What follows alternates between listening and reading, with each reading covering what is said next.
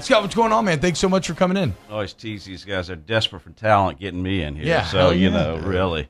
Well, it's kind of great that you're in here right now because we just talked to one of your recent hires in Coach Wes Johnson, right? And we talked about, how did you make a move that nobody's made in 40 years, basically, leaving the big leagues to come down to Baton Rouge.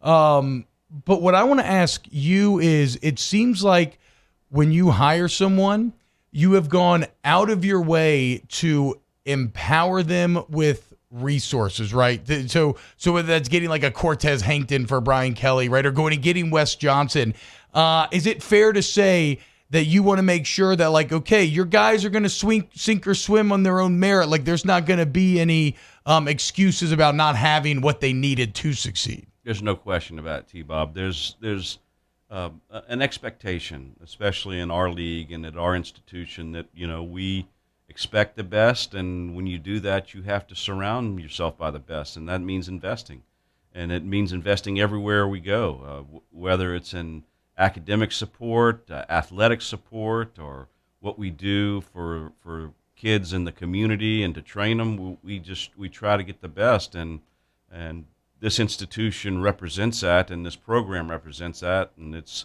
everyone thinks that we have some magic or something in my desk or something. It's really not. It's all about LSU and being in this great Southeastern Conference. Well, in LSU right now, the athletic department, Scott, as we talked about, T-Bob and I talk about it all the time, it's not just one sport. It's not just the major sports. It's every sport. Yeah. You go and you get these coaches, and we had Jay on yesterday. We had Wes on today. We had Kim Mulkey on yesterday. I was able to catch up with BK at Media Days there in Atlanta. I mean, just as an athletic department right now, Matt McMahon and what he's doing for men's basketball, I mean, it just feels like it's a really healthy athletic department, and you've hired people that you feel really confident about coming in and taking over these programs. Yeah, like I said, it's the institution, and it's what we should expect. And, hey, we're not going to be perfect, and these guys aren't going to win every game and win national championships every year.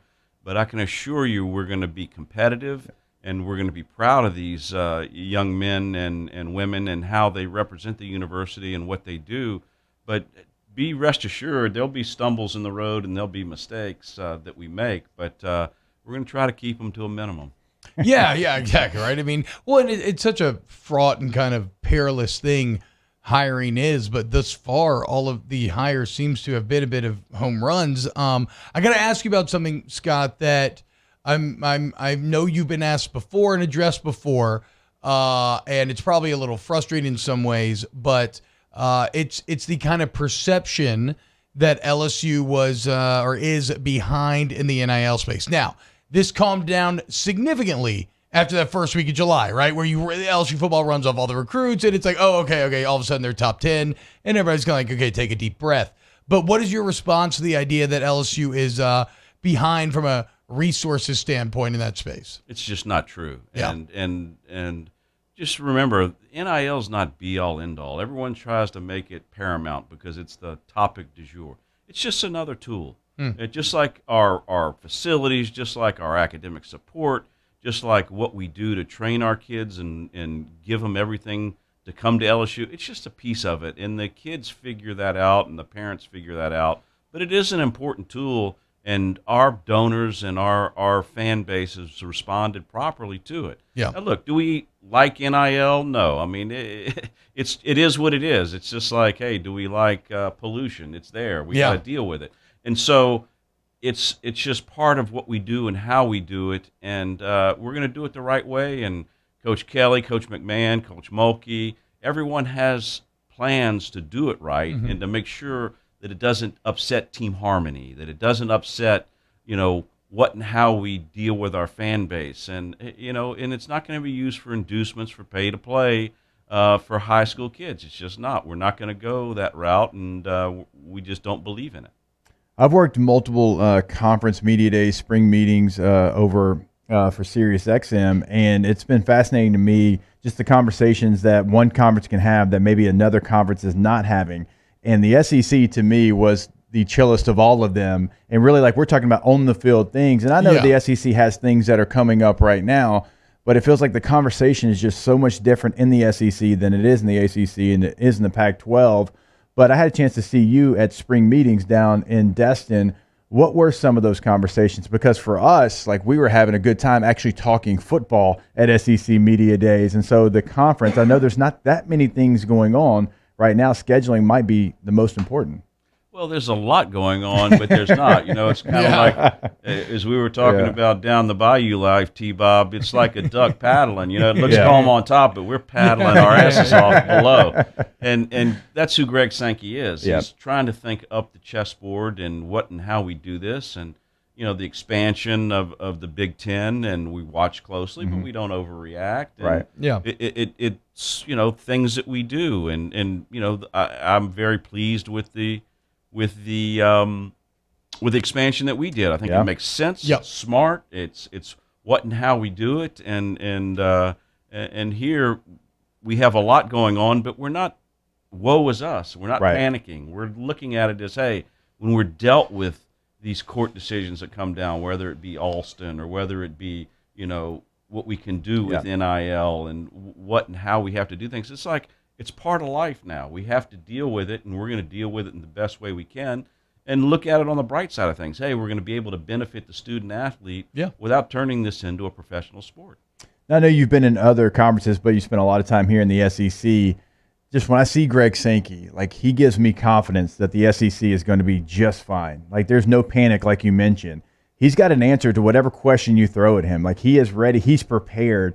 And it feels like he's not going to just react to anything. Like, what kind of confidence does that give you as an athletic director, having someone like Greg Sankey in charge of the conference? Oh, it's invaluable. Yeah. And he and I speak daily, and I mean literally daily, because he works hard and he believes in what and how we do it, and he understands how important member institutions are. And I have a high regard for LSU. And I think he knows how important LSU is to this conference. Yeah. And Greg's just that way, and he's a smart, humble guy, and he feels our pain when we have it, and he feels our victory when we have it, and he does a very good job of being neutral about it, but caring about the greater good of our conference and what and how we do it.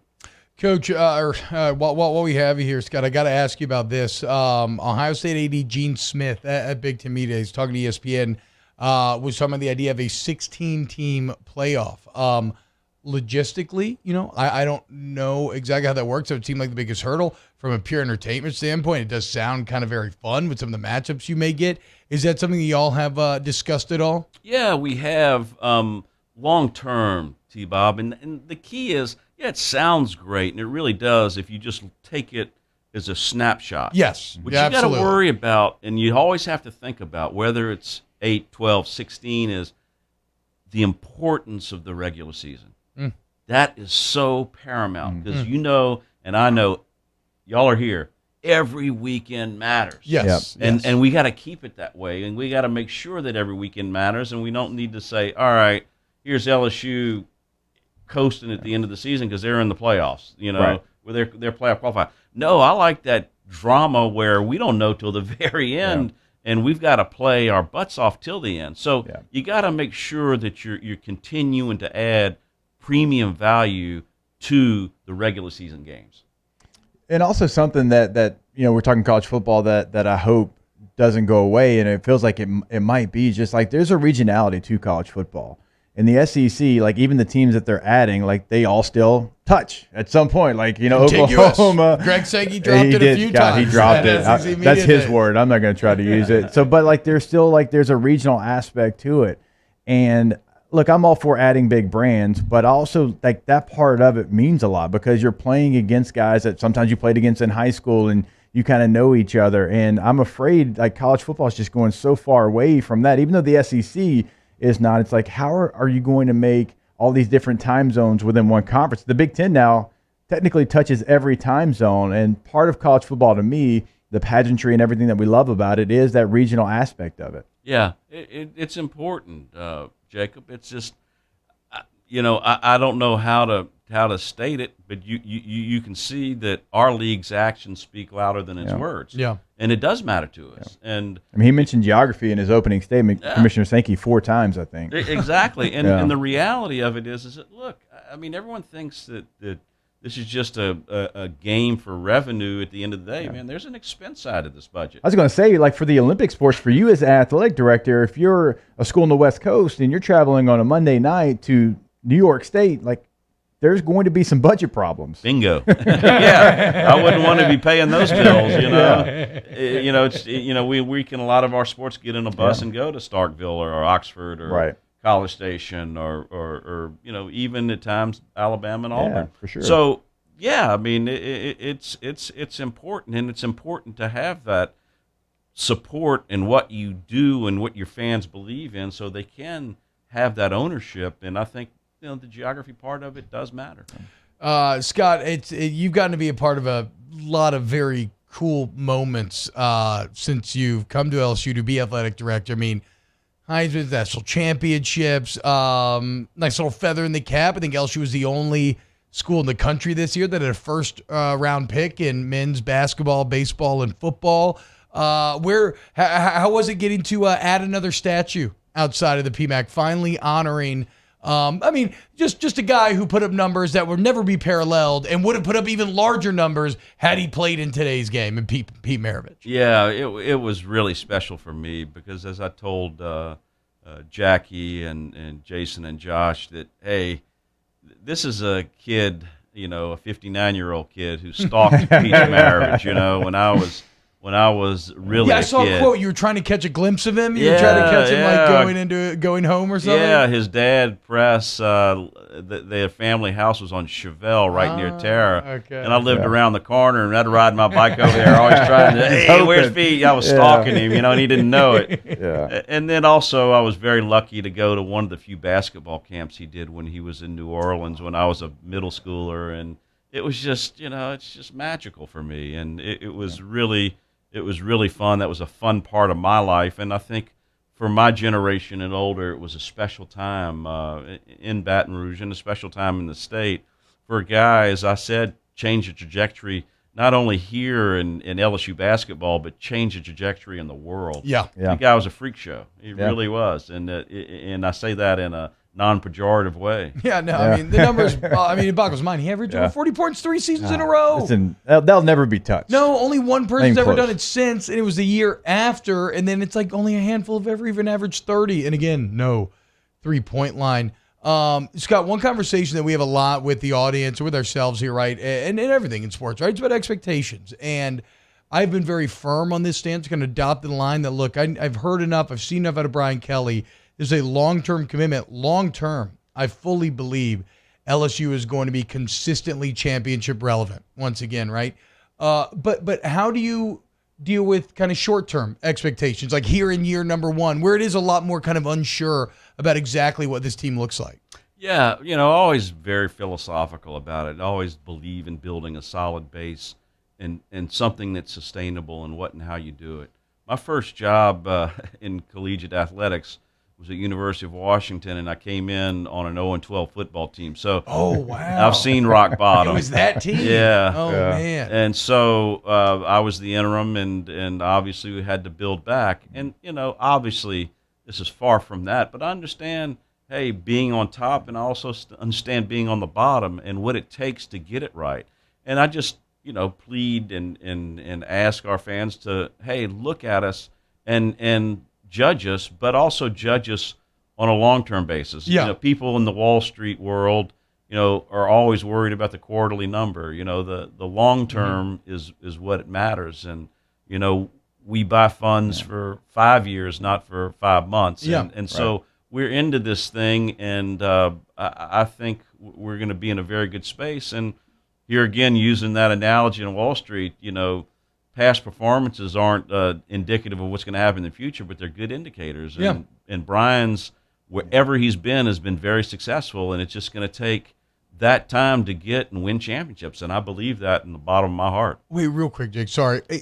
So was your first gay or LSU Washington?